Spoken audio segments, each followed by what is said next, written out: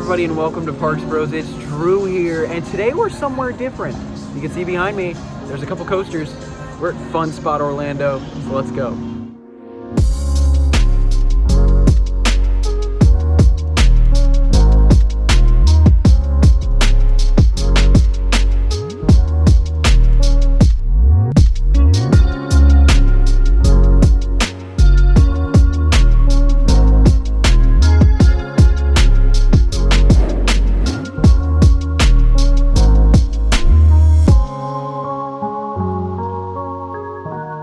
So this is actually a place I have never personally been before, and it is actually 10:30 at night, which is pretty crazy.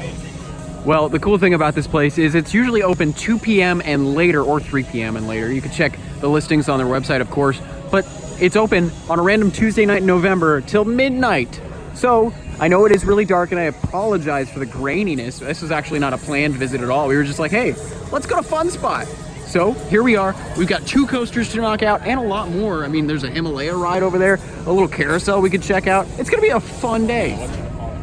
By the way, I just wanted to mention, since it's pretty late in the day, I forget what time exactly it changes over, but the price does decrease to $34 for an all-day wristband at a certain point in the day. Especially, I mean, we only have an hour and a half of time in the park, but hopefully, because it's pretty quiet, we'll be able to knock all that out even quicker than that. Now, the first coaster in front of us is called Freedom Flyer. It's a Vekoma family suspended coaster. I've never personally been on one of these, so I'm very excited to check it out. It's got lap bar restraints, which are usually very comfortable, and the line starts over on this side, so we'll be heading up that chain lift pretty soon, and the chain lift right behind it, of course, White Lightning, the GCI wooden coaster, which is probably what I'm most looking forward to at the park.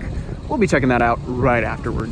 So we actually just rode Freedom Flyer in the first 2 rows. We're having a great time already. That was a lot of fun. Really smooth. Reminded me a lot of Ninja. I'm not entirely sure why. Maybe it was just kind of the actual layout of the coaster itself.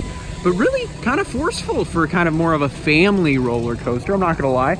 But still really, really fun. Next up, you know, after riding White Lightning a total of 4 times, that's right, we rode it 4 times. That is a phenomenal wooden coaster, but I will say, there is such a difference between back row and front row. Front row is the most extreme, I will definitely say, but back row is still really fun. Front row is ridiculously amazing. And there's even a huge difference between first row and second row, which is really odd to me, but I'm not gonna lie to you, it's pretty amazing too.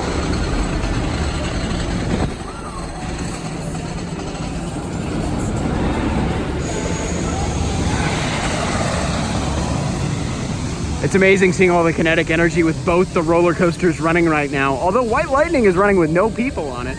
We just got off of it after 4 amazing rides. I mean, as I said previously, but yeah, no, fantastic ride, especially in the front. Gonna ride Freedom Flyer, I think, again next. Look at that forceful helix coming through. And then of course, oh no, there are people on it. Okay, cool. But there's even a piece of metal track right there. It's called the Titan track. That's GCI's track.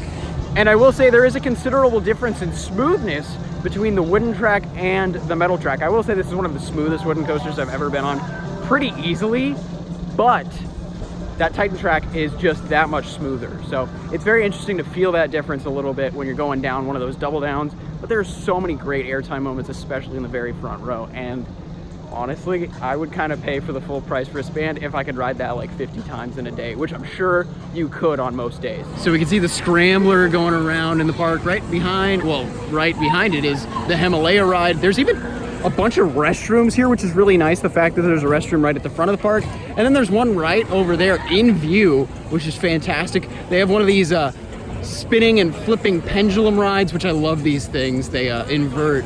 Although I probably won't ride it tonight. Oh, they have a tilt-a-whirl. Oh man, I wonder if we could ride the tilt-a-whirl. Also, really kind of odd seating for this. Now behind the Sky Coaster, of course, they've got like a little driving spot with a train. This is really cool. I guess they even have gators. It was presented by Gatorland. I'd love to go over there one of these days. Hopefully next trip, maybe? They also have a 3rd roller coaster over here, Sea Serpent. It's an ENF Miler kiddie coaster. Yes, we're riding it. I'm so excited. Now, right next to that ENF Miler kiddie coaster, Sea Serpent, We're going on the go-karts. I haven't done go-karts in years. I'm not gonna lie, I'm a little scared because there's a lot of people at the go-karts. Most people are at the go-karts. But you know what? I'm gonna try my best. All right, so just got off my first go-kart experience in a very long time. I haven't done go-karts in a while because a lot of people don't do go-karts properly, like they hit other people on purpose. Well, guess what ended up happening? There was a group of 3 young gentlemen, and they decided to play bumper cars the entire time. My car was sputtering out a little bit, so they eventually caught up to me and pinned me against the wall on the final turn. Yeah, not exactly my fun experience for the night, I won't lie, because I just want to race, you know? I want to have a fun race. But, yeah, and then one of the employees was like totally talking with them, having a great time. Oh, both of them, yeah. And then one of them gave a high five. And while they're vaping. Yeah, it was just like, okay, that's not great, I'm not gonna lie. But, you know what is great? Fun houses. I haven't done one of these in ages. And this one's America themed. Oh my goodness. This is something else, I'm not gonna lie. Yeah, America.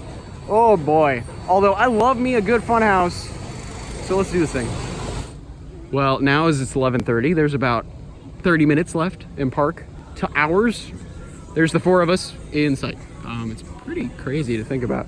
This whole park kind of to ourselves. I mean, there's a couple of people every once in a while, but I should mention that Funhouse was a heck of a lot of fun. I would have filmed in there, but I won't lie, I would have had to put my phone away every other element of the Funhouse because I needed my hands in some way. So, or like it was a ladder or something like that. So, but I mean, you guys know what a fun house is, right? You've got a lot of obstacles to try and get through that are really fun and zany. So it's really cool. Alrighty, so we just did the big scream and swing over on that side next to Freedom Flyer. I think it's called Hot Seat. That was a lot of fun. A little bit of a short ride cycle, but I can't complain. There was no wait, you know, like I just got right on. I can go right back on if I wanted to right now, which is fantastic. But speaking of going right back on something, we're going on Freedom Flyer. Hopefully gonna maybe ride in the back row potentially, but it's a fun ride. All right, rode in the back for Freedom Flyer. Really fun. I think I prefer the front, I'm not gonna lie.